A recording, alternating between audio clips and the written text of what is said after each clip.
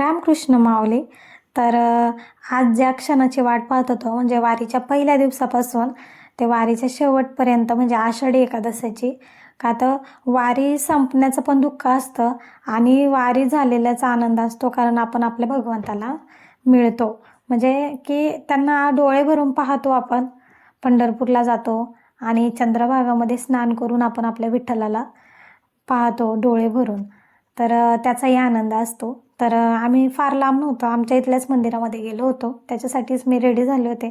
तर खाली आम्ही गेलो होतो, माऊ, माझी मामी आणि माझी छोटी बहीण, छोटी म्हणजे मामाची मुलगी, आणि मी, आम्ही असं चौघंजणं गेलो होतो. सगळेजण पाया पडा येत होते. गेलो आम्ही, मस्त पाऊस येत होता. पावसामुळं तर आम्हाला लेट झालं जायला. तर गेलो तर मंदिर बंद होतं. पण लय म्हणजे इतका मूड ऑफ झाला की काय विचारायलाच नको. पण त्यांनी जे मेन गाभाऱ्यातलं दार असतं ते ओपन होतं आणि बाहेर घ्यायला लॉक होतं.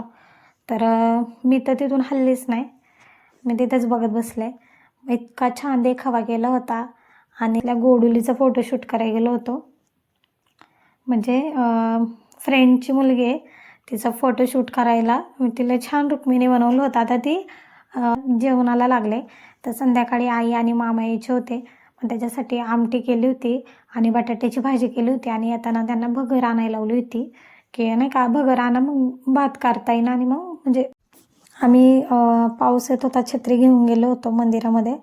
तर मस्त आमचं दर्शन झालं, पाया वगैरे पडलो. आणि तुम्हीच बघा किती छान दिसतंय, मस्त आहे का नाही?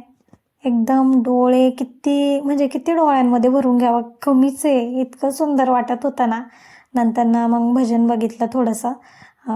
किती म्हणजे नाही का, सगळे हे आमच्याच गावातले सगळे, म्हणजे भजनाला कोण हेच नव्हतं आलं, लेडीज नव्हतेच, जेंट्सच होते सगळे. आम्ही पण थोडा वेळ थांबलो आणि मग तिथून घरी आलो. मग नंतर मी पण फराळ परत केलं. आणि मीच सांगा, विठ्ठल आणि रुक्मिणी कसे दिसत होते आणि डेकोरेशन कसं होतं.